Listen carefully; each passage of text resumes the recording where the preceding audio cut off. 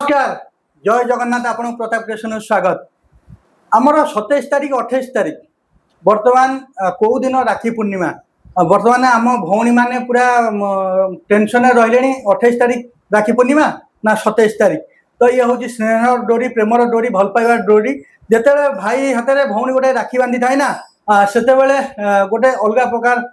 भाई भौणी गोटे संपर्क होता है तो जिते बड़े भौणी जिते बड़े असुविधा पड़ी था भाई की कॉल करता है भाई जदि जाए छिड़ा होता है ना से भौणी से भावे पृथ्वीर सबुजाक शक्ति मो पाखे आसिक पहुँची जाती गोटे भाई हिसाब से तो आसतु से विषय में पचारिया मो पाखे अच्छा युव ज्योतिर्विद शरद कुमार नायक महोदय आसतु पचारा 27 तारिख राखी पूर्णिमा ना 28 तारिख द्वंद्व से हिसाब से सृष्टि कौ तारिख तो आसतु आज्ञा जय जगन्नाथ जय जगन्नाथ आमर बर्तमान द्वंद्व सृष्टि 27 तारिख राखी पूर्णिमा ना 28 तारिख भौणी मैंने भी पूरा माने व्यतीव्यस्त भाई हाथ में राखी बांधे कौ दिन तो आमर पंजिका कौन हुए से हिसाब से आमर भौणी मानू कहे पूर्णिमा हूँ 28 तारिख शुक्रवार महाप्रभु बलभद्र जन्म जयंती गमा पूर्णिमा राखी बंधन आज्ञा किंतु सूर्य उदय को आधार करी आज्ञा 28 तारिख दिन सकाळु आमर पूर्णिमा तिथि रहुची सकाळ कौ पर्यंत ना सकाळ 9:48 पर्यंत रहुची सेथिपाई मंदिर रे आउ सब पर्व पर्वाणी जो जगह रहुची मठ मंदिर जगन्नाथंकर धाम रे 28 तारिख दिन पालन करा जिवो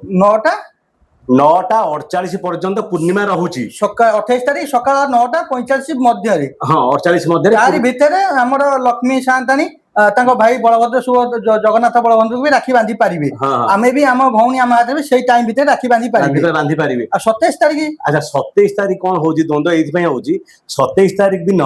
चतुर्दशी 9:09 पर्यंत रहुची सूर्य उदय सकाळु होची जेहेतु सकाळ 9टा पर्यंत चतुर्दशी रहुची पूर्णिमा आसु नाही सेथि पई से दिन पालन करा जिवो नाही किंतु 28 तारिख पूर्णिमा सूर्य उदय समय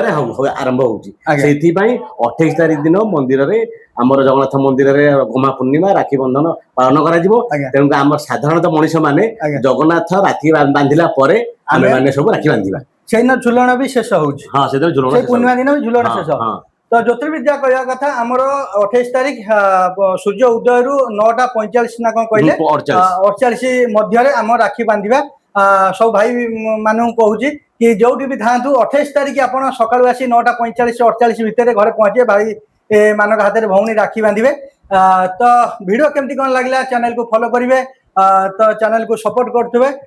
तो रोची जय जगन्नाथ।